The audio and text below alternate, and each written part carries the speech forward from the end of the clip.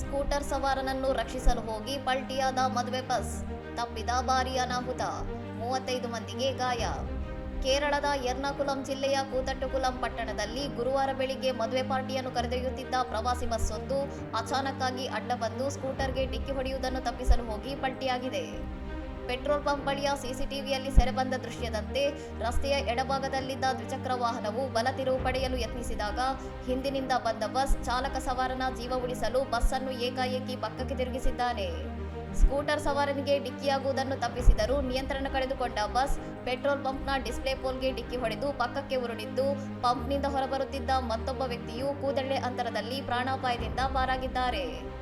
Bus ಪಲ್ಟಿಯಾದ ತಕ್ಷಣ ಸ್ಥಳೀಯರು ಧಾವಿಸಿ ಬಂದು ರಕ್ಷಣಾ ಕಾರ್ಯ ಕೈಗೊಂಡು ಬಸ್ಸಿನಲ್ಲಿದ್ದ ಚಾಲಕ ಹಾಗೂ ಪ್ರಯಾಣಿಕರು ಸೇರಿದಂತೆ 35ಕ್ಕೂ ಹೆಚ್ಚು ಜನರನ್ನು ಸುರಕ್ಷಿತವಾಗಿ ಹೊರತೆಗೆದಿದ್ದಾರೆ. ಅದೃಷ್ಟವಶಾತ್ ಘಟನೆಯಲ್ಲಿ ಯಾರಿಗೂ ಗಂಭೀರ ಗಾಯಗಳಾಗಿಲ್ಲವಾದರೂ ಸಣ್ಣ ಪುಟ್ಟ ಗಾಯಗೊಂಡವರನ್ನು ತಕ್ಷಣವೇ ಹತ್ತಿರದ ವಿವಿಧ ಖಾಸಗಿ ಆಸ್ಪತ್ರೆಗಳಿಗೆ ದಾಖಲಿಸಲಾಗಿದ್ದು, ಸ್ಥಳೀಯ ಪೊಲೀಸರು ಪ್ರಕರಣ ದಾಖಲಿಸಿಕೊಂಡು ತನಿಖೆ ಮುಂದುವರಿಸಿದ್ದಾರೆ.